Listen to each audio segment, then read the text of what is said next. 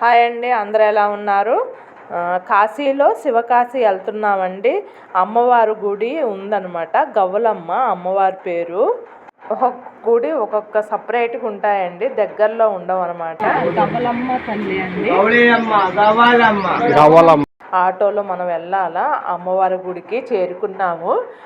ఆ గుడి దగ్గర ఒక అతను ఇస్తాడనమాట. మనం డబ్బులు ఇచ్చి తీసుకుంటాము. ఒక బ్లౌజ్ పీసు, ఒక బౌల్లో 4 గవ్వలు, పసుపు కుంకుమ వేసి మన చేతికి అమ్మవారికి ఇమ్మని ఇస్తాడనమాట.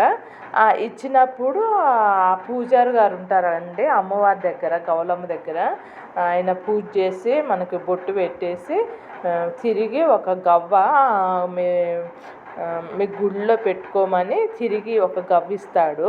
ఆ గవ్వ మనము దేవుడి గదిలో పెట్టుకోవాలంటండి. నేను వచ్చినాక పెట్టుకున్నాను. ఆ విధంగా పెట్టుకొని దండం పెట్టుకోవాలండి, పూజ చేయాలన్నమాట. మామూలుగా దీపారాయణ చేసుకున్నప్పుడు మనం దండం పెట్టుకోవాలి. పక్కన ఆంజనేయ స్వామి గుడి ఉందండి, మళ్ళీ శివాలయం ఉంది, మళ్ళీ నందీశ్వరుడు ఉన్నారనమాట. ఈ విధంగా అందరినీ దర్శించుకొని మేము కాశీలో అన్ని టెంపుల్స్ వెళ్ళి దర్శించుకున్నాము. బాగా దర్శనం అనేది బాగా జరిగిందండి, తృప్తిగా ఉందన్నమాట కాశీ ప్రయాణం అనేది. ఈ విధంగా దండం పెట్టుకొని మేము బయటికి వచ్చాము. అక్కడ గవ్వలు అమ్ముతున్నారండి, ఇక్కడ తప్పితే ఇంకెక్కడ దొరకవు అనమాట ఆ గవ్వలు అనేది.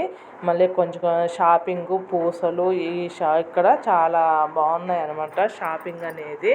ఈ విధంగా చూసుకుంటా మేము దుర్గాదేవి టెంపుల్కి అనేది బయలుదేరామండి. అమ్మవారి టెంపుల్ కూడా చాలా బాగుంది. ఎక్కడుండే స్థానం అక్కడ ఉంటుంది కదా అమ్మవారి టెంపుల్ అనేది, అది కూడా చూసుకొని కాశీకి మళ్ళీ బయలుదేరామండి. ఈ వీడియో నచ్చినట్లయితే ప్లీజ్ సబ్స్క్రైబ్ చేయండి, లైక్ చేయండి, షేర్ చేయండి, బెల్ ఐకాన్ కొట్టండి. మరో వీడియోతో మీ ముందు ఉంటానండి. ఓకేనండి, బాయ్ బాయ్.